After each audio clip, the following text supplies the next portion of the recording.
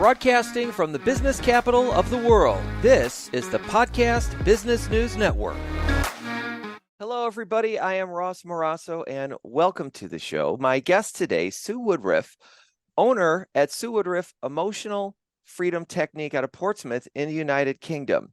And she has a very interesting story to tell, as well as interesting takes on wellness that have been very effective, not only for her, but also for her clients and patients. Sue, welcome to the show. Thank you. Nice to be here. Now, if I was to say to you, what does it mean to be well, as a human being? How would you answer that? That's an interesting question, isn't it? Well, I think well is when, to some degree, it's when we're comfortable on our own skin, wherever we are, because sometimes our bodies are giving us challenges. Sometimes our bodies are talking to us and we're not listening. Sometimes we are listening. Sometimes things happen in our lives, and has happened to me in my life, that's given me a lot of problems that I've had to deal with physically.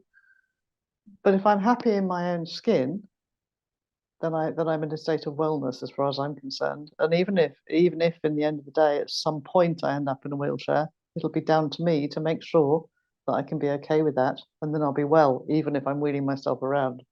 I'm trying to make sure that doesn't happen to me, but it could. Now, and it was supposed to, but it didn't. It hasn't right. yet. That's what I wanted to ask you about. Over the years, various doctors or medical professionals have told you that you would be wheelchair bound, but it seems like you've been able to stave off the demons for much longer and beat expectations. So give us a little bit of background of when that started, for you to get bad news from the doctors. Well, it started when I had an accident when I was 12, and it carried on from there. I had accidents. My parents, the best one in the world, took me to a surgeon. And of course, if you go to the surgeon, you get a surgical solution. If you go to a plumber, you get a plumber's answer. So if you go to the electrician, you get an electrician's answer. They chose to take me to a surgeon. So the surgeon came up with a surgical solution, and they said that it seemed the best thing at the time. It all sounded entirely reasonable. So they said yes. I was 16 by then, I think, by the time we got to the surgery, and I didn't know any better, and I said yes. And the rest, as they say, is history. From then on, that was the end of my sports. I was very sporty, no more sport, and it's been a challenge. A lot of things in my life have been a challenge. After that, I couldn't run, I couldn't kneel, I couldn't squat. I could walk upstairs, but down was a huge challenge because they took my kneecaps out. And once your kneecaps act as pulleys, so your muscles don't work anything like as well. So walking downstairs has been a huge challenge. So, and then they told me by the time I was 20 and they'd finished all this, they said, well, you'll be in a wheelchair by the time you're 40. And I'm 64, I think. Yes, 64. So 24 years on, I'm not. And I had a really bad accident. Again, with the same knee that I had the first accident on 3 years ago. I was taken out by a dog, and it's made what were challenges even bigger challenges. And now I actually can't walk downstairs at all. But I'm still on my feet. I still get out. I still get to the shops. I still can drive, although not a long way. I can drive. I can move around. I can see people. I can work. And with no kneecaps? With no, I haven't had kneecaps since I was 20. No kneecaps since you were 20. So at some point, did you have to start to think to yourself, I don't know if these doctors are really going to be able to help me. Like, I got to start taking matters into my own hands here. Oh, definitely. I had to take matters. I knew I had to take matters into my own hands because as far as I was concerned, the surgeons had wrecked my life. Because I don't think they only took my kneecaps out because of the first surgery they did wrong, in my opinion. And I've been told by other medics that they did it wrong, but of course the medics kind of cover each other's backs, and this is all such a long time ago. It's all water under the bridge, but the consequence of everything that happened to me was they took my kneecaps out, and that's been so since then. It was like, yes, I have to take responsibility. I have to work really hard, and I've done everything. I've been to everybody. I've done everything. I've been, I've homeopathy, acupuncture, Alexander technique. I've swum. I did a lot of swimming when I was younger. I did everything. But the thing that helped me the most, that I found eventually, was Bowen. So let me ask you about that for a second here, if I can. So I hadn't mentioned, but people can find you at suewoodriffe.co.uk. and you Yes. spell your last name Riffe, because Yes. not only have you taken matters in your own hands, but you're now extending your hands out to other people for their own health and Yes. wellness, right? Yes. So explain to us what this Bowen technique is. Bowen technique was created by a man called Tom Bowen in Australia, and the Bowen technique is huge in Australia and New Zealand and a lot in Eastern Europe. It's very big in Eastern Europe. I don't think it's so common in the USA, and it's getting bigger and more better known in the UK. It's a very gentle and non-invasive technique. You essentially you just challenge a muscle very gently and then roll over it with your thumbs or your fingers. So it's not like you don't get sort of the bone cracking you might get with osteopathy or a chiropractor. It's a much gentler technique, and you're working on the tendons and the muscles and the fascia, which is something again that we're beginning to understand more and more how important fascia is. And it was something that before the war, when the doctors did their practice dissections on corpses, they stripped the fascia off and drop it in the bin because they thought it was unimportant. And now we're really beginning to understand how important it is as a communication system, as part of our lymphatic system, as a hydrate. It's as how important it is in terms of actually being able to allow the muscles and the organs to slide over each other. Because if we didn't have it, everything would stick, and you'd bend over, and your liver and your stomach would be sort of stuck together, and they wouldn't move and slide, and you'd be in big trouble, and one muscle wouldn't slide over another, and it would be agony. We'd be in a terrible state. So the fascia covers everything. It covers all. It's a huge membrane, covers all the organs, covers all the muscles. Every fiber of every muscle covers our tendons, covers our muscles. It's massive, and it's, as I said, you have world symposia on it now, so we begin to realize how important it is, and we're working on that. So one of the parts of the fascia that, I was much more common for a lot of us, we hear about plantar fasciitis, right? So like around the fascia around our heels and bottom of our feet. Yes. So this fascia, when we damage it, how or are stressing it or whatever, so we have if you pull a muscle, they say, okay, you're anywhere from 2 weeks to 8 weeks, depending on the pull. For our fascia, what is, and I know everybody's different, but what is at least like a minimum expectation when you have this sort of injury of getting it healed? And if you start to notice issues with your fascia, like tell all of us, how concerned about that should we be? Well, you probably won't really notice unless you've got something like plantar fasciitis, and there are things I can do that really help with plantar fasciitis, and I have helped people a lot with it. Most people don't really understand that they've got a problem with their fascia, and a lot of it, part of it is about dehydration, or parts of it get dehydrated, and then it gets a little bit sticky. Not that you would notice, but I notice when I put my hands on somebody, I can feel it. So I start it moving, and then once it starts to move again, when you drink it, rehydrates. And it's really important that we keep it hydrated. So that's why people sort of talk a lot about drinking enough water. I'm never quite clear what enough water is, but I do know it's important that we drink water. I was going to ask you about that, right? Because some doctors, you hear this 8 cups a day, and then you'll hear some stories saying that, there's not one size fits all, and then doctors there generally, no. Right? Drink when you're thirsty, but no, actually not, because a lot of people don't feel thirsty, but yet they need to drink. That's quite a common thing, that people don't notice that they're thirsty, and sometimes they misinterpret it as hunger. So whether you feel thirsty or not, do try and drink 2 or 3 glasses of water a day. And if you drink more, fine. You can overdrink. You can take too much water, like anything. So I don't like to tell people to drink 8, 10 cups. I don't want the responsibility of telling people to drink 8, 10 cups of water a day. But I do say to them, drink water. Start your day with a drink of water. Have another drink of water at lunchtime and another drink of water in the evening. If you've got 3 drinks of water in you, plus your other drinks that you have, you're probably going to stay fairly hydrated. There are people who would argue with me over that and say that I should be saying that you've got to drink lots of water. So with you say water, what about non-caffeinated beverages? Do those count towards adding water to your body? It would depend whether they've got sugar or what they've got in them. So if you drink water with some lemon in it, fine. If you drink a herbal tea that you're not adding sweetener or anything else to, I would say, I'm not a purist. I'd say yes, that counts to your hydration. Okay. Now the Bowen technique. So summarizing this, and I realize that it's This is just a high level view, but you were saying you work to stress the muscles, but much, much less than you normally would, certainly in a workout routine or even with many Yes, other medical yes. rehabilitations. It's a Some very light stress. touch. Mm. Okay. And then there's like also a light massage with your thumbs that's done in a certain way. It's not massage isn't quite the right word. Okay. It's just you challenge a muscle and then you roll over it with your thumbs. Then you lift your hands up and you put them down somewhere else and do the same thing. Challenge the edge of a muscle and then roll gently over it. So it's not like a massage where you're in constant contact with the body and moving your hands. And the way we do those moves depending on where we think what's going on with the body once we've assessed it.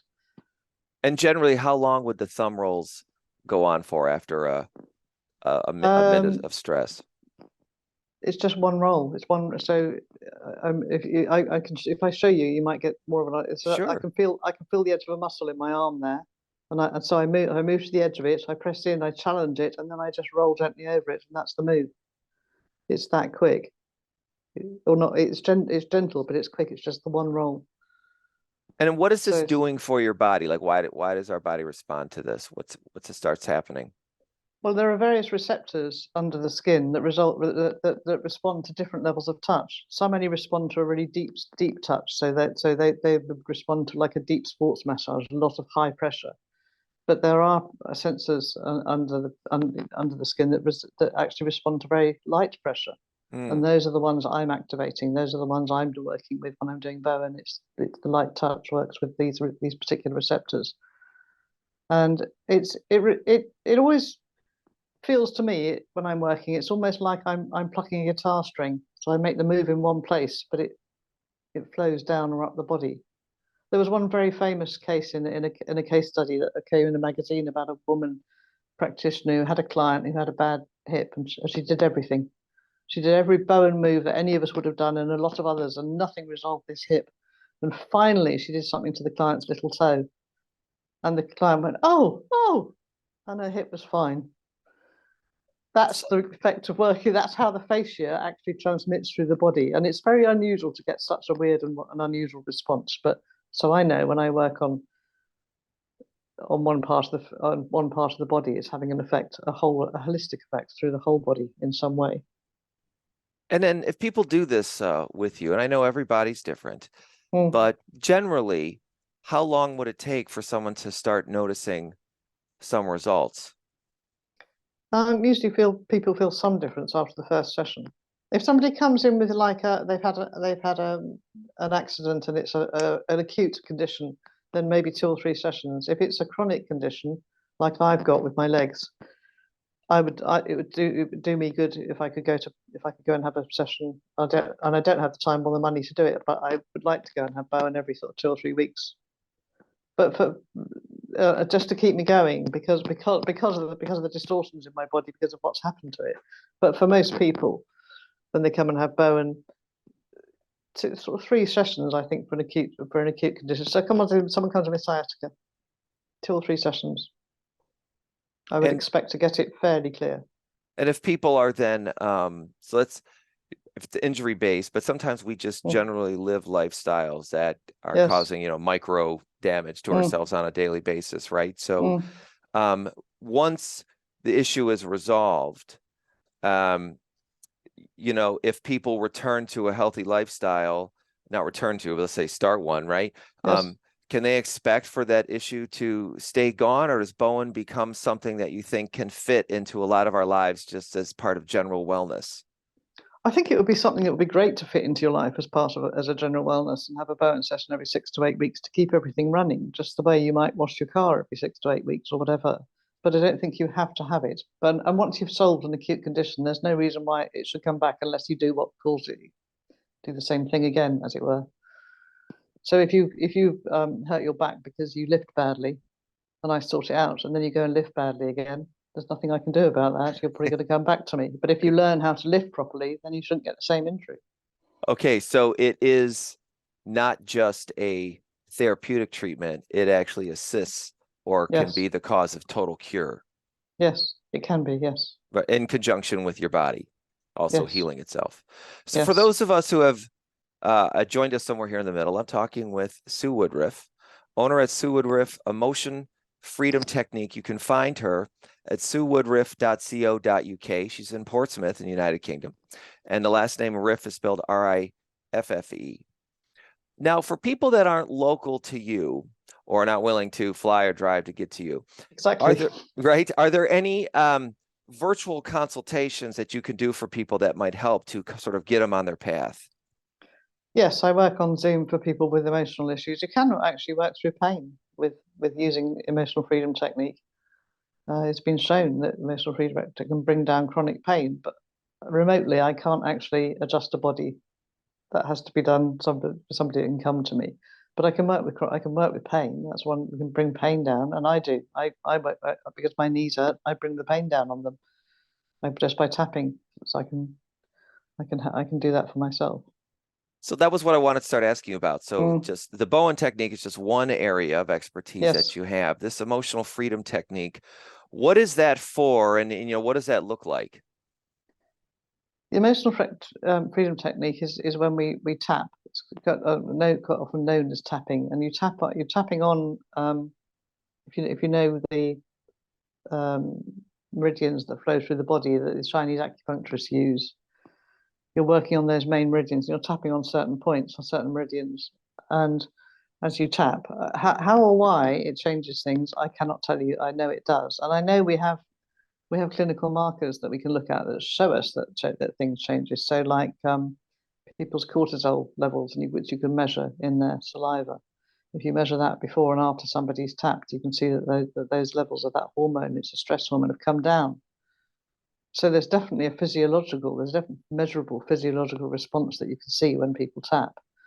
But you can tap yourself. You can go onto YouTube and find people tapping for, tapping, you tap along with somebody for anxiety, and you can do that.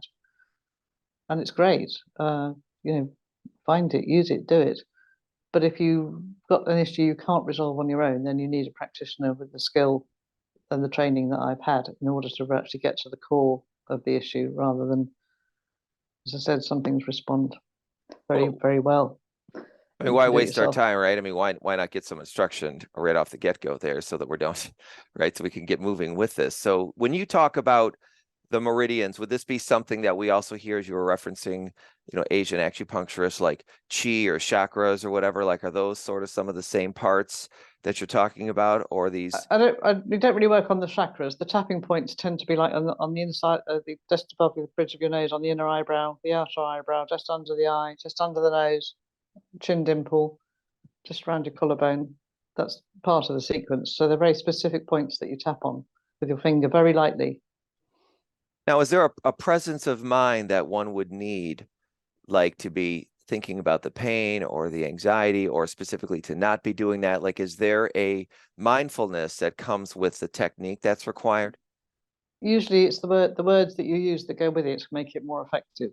And we usually start with a setup statement where you tap on the side of your hand where your little finger meets your palm, and you tap there, and you start with a setup statement that starts like even. So let's suppose we were dealing with anxiety as a for instance. So even though I'm feeling really anxious, Mhm. that's the statement. That's your problem. I'm feeling anxious, and then you put a positive in, and the positive might be I accept myself, or the one I use a lot because I work with trauma. Even though I've had this terrible experience, sitting here right now, I'm safe. Mhm. That's the one I use. I use that a lot with people who are traumatized because whatever happened to them that was their trauma, when they're sitting in their room or in my room and we're tapping, sitting here at this moment, I'm safe. But you always put that positive in after you've put the problem statement in. So let's go back to the anxiety. Even though I'm feeling really anxious, I accept myself. Sometimes it used to be said, I love and accept myself. But the first time I ever said that to a client, she ended up in a heap on the floor because her whole her whole issue was a extreme lack of self worth. And so when she tried to say I love myself, um, it was quite a severe reaction. So I don't tend to put that in. I just go, I accept myself. And I feel my way with that one before I ask anyone to say I love and accept myself. And Well, then we just start tapping around the points, all this anxiety, all this anxiety, all this anxiety, all this anxiety. It can be as simple as that, all this anxiety. And then it might be this anxiety in my stomach if that's where someone's feeling it. It's often in the stomach, but they might feel it in their chest, all anxiety in my chest, all this anxiety in my chest. And as you tap, it comes down. This Feeling. starts to look to me as a technique. I remember during COVID, Mm, a line I read in one of the articles that was sort of like a debriefing type of article after COVID, the yes. where it says, the body, and it was discussing how we all seem to be going, a little nuts. And Just a tad. the final summary of the article was like, look, during COVID, we all got tested and a lot of us failed. It's so this comes down to part of what you are talking about of like self-regulation, right? Of Yes. like, and for lack of a better term, handling our own Our own stuff, stress. Yes. right? It's, What are you seeing out there in the world, whether it's your patients in your community, because this is something, it's part of your career, mm, right? To be dealing with mm. this. So you have a filter and a lens to be able to see this probably a lot more presently than a lot of most of us do. What do you see going on in terms of humans and self-regulation these days? I see that it's got dramatically worse since COVID, actually. I think that the effects of it are still playing out. There's been so much stress, so much fear, and there are still people in so much fear. There are people.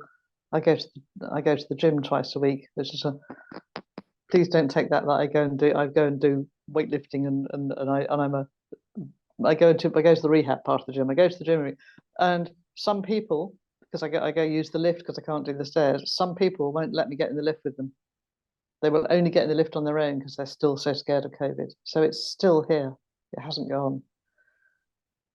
Uh, and I see people, out that are still, and a lot of people because they're immune compromised as well. They're having treatment for cancer or they've got something going on, and they're still in such fear about it, and they're wearing masks and they avoid this still going around you on the street. So the fear is still here. There's still a lot of fear, a lot of anxiety. We've had a lot of other things since that have certainly had a big effect in this country in terms of the uh, cost of living. And I don't know whether that's a worldwide thing. I suspect it is. Cost of living going up dramatically, energy prices going up dramatically. So there's a lot of anxiety and fear around survival and actually being able to put the food on the table and for the kids because you've got to choose between the heating and the Mm. shopping. That's a lot of stuff that's going on in the current here and now, and a lot of anger. There's a lot of anger around. We when fear has its place, right? At times, the old adage is when the saber-toothed tiger is growling, Mm, fear is mm. probably a good emotion to be having at that moment. But let's talk about more like this long-term almost becomes part of your way of being or character now. What do you Mm. see in your opinion, what happens to human beings when they live with this sort of nonstop fear and anxiety that wears on for months or even years?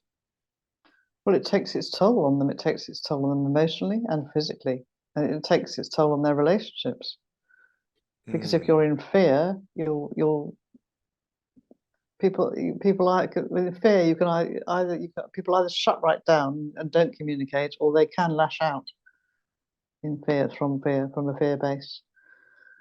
Either way, if you're in a relationship, if you shut down and can't communicate and don't communicate because you're in fear, that's not good for your relationships. But if you're in such fear, if the fear is driving you to lash out, that's also not good in a relationship. So living in this constant fear is not doing anybody any good emotionally. And it also, as I said, it puts our stress hormones go up, which is why, as I say, tapping brings that down. But our level of stress and therefore the hormonal changes in our body are constant, and we're putting out more stress hormones all the time that we should discharge. If we run away from a saber-toothed tiger, it's over and the stress comes down. But if it doesn't, we're flooded with those hormones. Now, these hormones over time, right? Like, does that put like wear and tear on our body? Yes, obviously, because you're running at a high. It's like running an engine at a high revs all the time. I guess I don't know how good an analogy that is, but you're going to wear things out quicker, aren't you, if you keep your engines running at a high rev all the time? This is what I like about talking with you with this, I'll call it alternative medicine, but it's probably not doing what you do credit. But traditional Western medicine barely seems to give even lip service to our social and emotional well-being, right? Your doctor, oh, how are you feeling? And then we move on to how our bones are creaking, right? But if how we're feeling over long term is going to start to damage our body, is that some of where like this emotion freedom technique can come in to create more of a better homeostasis inside of our own body in general? Indeed, yes, it can. And so I've worked with people who've been in. I work with people who've been in fear about COVID. I work with a lot of people who were in fear about having the COVID jab, or people who'd had it and were terrified what that had done to them. So there was fear coming from all angles. I did quite a lot. I think I did more work with people who couldn't decide whether to have or not have the jab, or had had it and were terrified of what they'd done, than I did with people who were just in general fear about the whole thing. So that's been an ongoing thing for me. But I can't remember what the question was. Well, it's just inside of the emotion freedom Yes, technique, being able to return our body to a general yes, state of balance. yes. So if I work with somebody and I bring that fear down, apart from anything else, at that point they can make a better decision. So fear, just staying with fear, and if you're in fear about something, you can't make a good decision, can you? You must know that. I know that. If I'm terrified about something, I can't make a good decision. I need to be in a calm place and state to make a good decision, a better decision. And for a lot of people that were umming and ahhing about whether to have not have the COVID jab, the thing was once we brought the fear down, and I worked with them a lot to bring the fear down, and if you do, it's okay, and if you don't, it's okay. And being in that place from their point of view, of me not being judgmental at all, and not pushing them one way or the other, because they had enough people out there pushing them one way or the other. It wasn't my job to push them one way or the other. My job to completely accept that they were in a quandary, but bring the fear down, and then they were in a better place to make the decision about whether they were going to have it or not have it. And some people had it, and some people didn't have it. But it was coming from a place of them being in tune with what they wanted and what they needed, rather than being in a state of fear, pushing them and pulling them one way or the other. Returning the purpose back to it instead of just being a victim of yes, our body's sensations, really. Yes. Sue, we're almost out of time. So my guest today, Sue Woodriffe. It goes by quick. I think there's so much to talk about. She is the owner, Sue Woodriffe, Emotion Freedom Technique. You can find her at suewoodriffe.co.uk, and Riff is RIFFE. Are there any other places or ways that people can find you? Facebook. Look me up. Just look my name up, because there aren't many Woodriffes. There are more in America than there are in England, actually. But in the UK, there aren't many Woodriffes. Again, in Portsmouth, UK. Yes. Portsmouth, UK. Yes, and I work on Zoom, so I can work with people all around the world on the emotional. And I've done a lot of work with abuse and with trauma of all sorts: military trauma, abuse, neglect. Well, thank you for being with us today. We are just about out of time. I do hope, though, that we can talk with you again. It seems like we've barely scratched the surface. Dealing with the wellness of our own bodies, always a fascinating conversation. So thank you for being with me today, Sue Woodriffe, and thank you all for tuning in and listening to us. I am Ross Morasso. Until next time.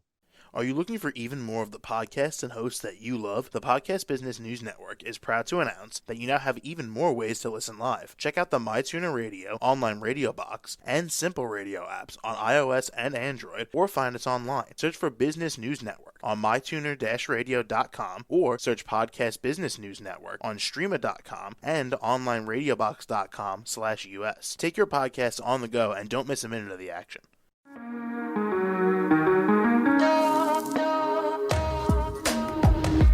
Broadcasting from the business capital of the world, this is the Podcast Business News Network. For nearly 2,000 severely injured veterans, everyday life has become filled with barriers. Day-to-day simple tasks can become pretty daunting. I have to carry my chair up 2 flights of steps or have somebody do it for me. What scares me the most is just the falling. When I'm struggling with my house, I think, to have that one great barrier just knocked down, it's crucial. Home for Our Troops is a wonderful nonprofit that builds a mortgage-free, fully adaptive, handicap-accessible house. And there's no catch. It'll be our very first home. that we've ever owned. This is a game changer. This is where your life begins again. We need you to join us in completing this important mission. Please visit hfotusa.org and help build homes and rebuild lives. Because of you, everything's going to be okay.